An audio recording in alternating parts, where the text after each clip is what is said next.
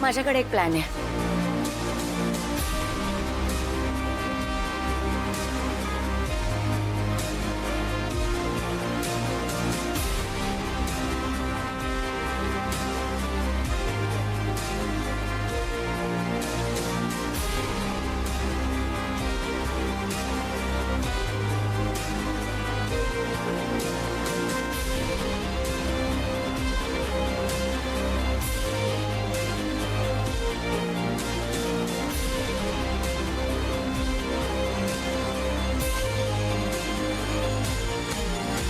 Plan clear आहे? काही confusion आहे? No boss. गुड. बॉस दुसरा ऑप्शन नाही आहे का? तुझ्याकडे? पण बॉस मला विचारशील तर ही गोष्ट मला नाही पटत आहे. गुलाब एक सराईत गुन्हेगार आहे. आपण खूप मोठी रिस्क घेतोय. बरोबर बोलतात केडी सर. बॉस, आपल्याला गुलाबला पकडायला सेकंड चान्स मिळेल, पण आपल्या टीमला दुसरी तारिणी मिळणार नाही आणि नकोय आम्हाला. बॉस, तुमच्या भावना समजते आम्हाला. अहो, पण तुमच्याशिवाय टीम तारणीचं कसं होईल? हो बॉस, तुम्हाला काही झालं तर टीम तारिणी आणि हे मिशन यातलं काहीच उरणार नाही. बॉस, हे लोकेशन ट्रॅकिंग डिव्हाइस आहे. हे पूर्ण मिशन तुमच्या सोबत राहील. याने आम्हाला तुमची लोकेशन कळत राहील आणि आम्ही तुमच्यापर्यंत पोहोचू शकू. पण बॉस, तुम्ही तुमचा जीव धोक्यात टाकणं गरजेचं आहे का? माझा एक जीव गेल्यानं जर इतरांचा जीव वाचणार असेल ना, तर मला काहीही प्रॉब्लेम नाही. ऑफिसर्स होत आपण. आपल्या देशासाठी जेव्हा आपण शपथ घेतली ना, त्यावेळेसच आपण आपला जीव देशाच्या नावावर केलेला आहे. ही वेळ इमोशनल होऊन विचार करण्याची नाहीये, प्रॅक्टिकल विचार करण्याची आहे. गुलाब सारख्या गुन्हेगाराला पकडणं ही आपली जबाबदारी आहे. मेडिकल स्कॅम, मुलींची तस्करी, ड्रग्ज हे गुन्हे त्याचे आपल्या समोर आलेत. पण अशा आणखीन किती बेकायदेशीर गुन्ह्यांमध्ये तो इन्व्हॉल्व्ह आहे याची आपल्याला कल्पना सुद्धा नाहीये.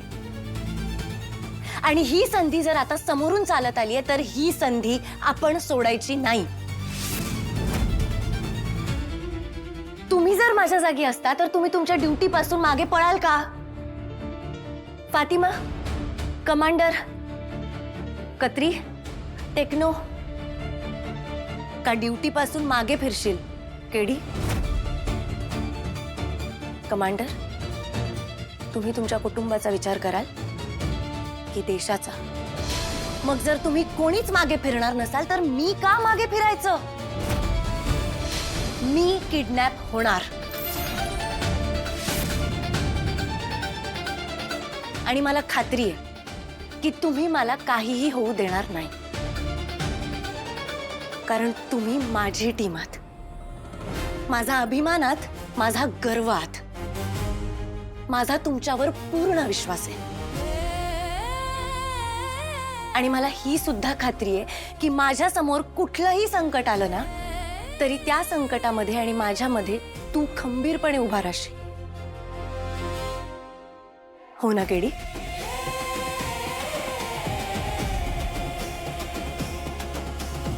मग आता मला तुमच्या साथीची गरज आहे, तुमच्या आधाराची गरज आहे. आता या वेळेला आपण खचून चालणार नाही. सांगा, द्याल मला साथ?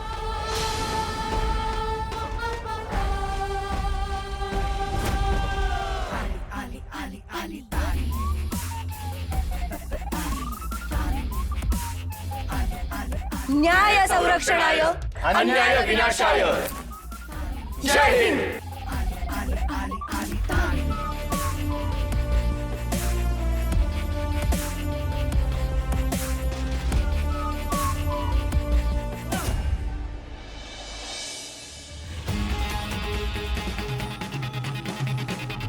काय नशीब घेऊन जन्माला आली आहेस ग तारिणी? प्रत्येक वेळी माझा नेम चुकवतेस.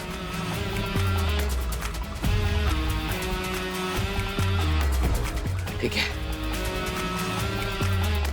पण आता बस झालं तारिणी, या वेळेने. आता तुझे दिवस भरले. यावेळी तू माझ्यापासून वाचणार नाहीस.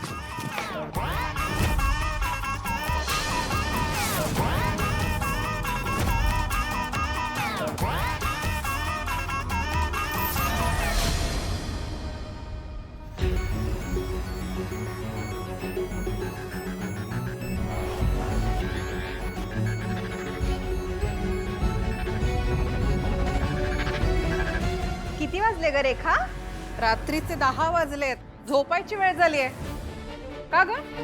नाही, तारिणी आत्ता येते ना घरी, म्हणून विचारलं. कुठे होतीस इतका वेळ? आता काय, बाईसाहेबांचं लग्न झालंय, पुन्हा होणार आहे. आता काय विचारायची सोयच नाही ना. काही विचारलं की नवऱ्याचं नाव पुढे करणार, हो ना तारिणी? नाही तर काय, लग्नाआधी ही असली नाटकं करून केदारला स्वतःच्या जाळ्यात अडकवलंय. आणि मग काय लग्नच केलं. आणि काय तर म्हणे खांडेकरांची मोठी सून. वागणं बदलत नाही ना. पण चांगल्या घरातल्या मुली ही असली फेरं करत नाहीत. एवढ्या रात्री गोंधळ घालायला काय झालं? गोंधळ? 2 शब्द बोलले तिला लगेच गोंधळ घातला का? तुझ्या लाडक्या नातीला विचार ना. रात्री 10 नंतर घरात येते, गेली कुठे होती ती? तारिणी, कुठे गेली होतीस? केदार बरोबरच ना? झालं तर आता जावयाला बोलवायचं, शहानिशा करायला. आणखी काही प्रश्न आहेत? हिच्या जागी जर काव्या किंवा नमा असत्या तर त्यांच्याशी अशीच बोलली असतीस का ग? घर डोक्यावर घेतलं असतंस. पण इथे तारिणी आहे म्हणून वाटेल ती मनमानी चालू द्यायची ना. हे बघा आई, चांगल्या घरातल्या मुली हे असलं वागत नाहीत. लोक काय म्हणतील? काय म्हणतील? नवऱ्याबरोबर फिरायला गेली, चुकीचं काय त्यात?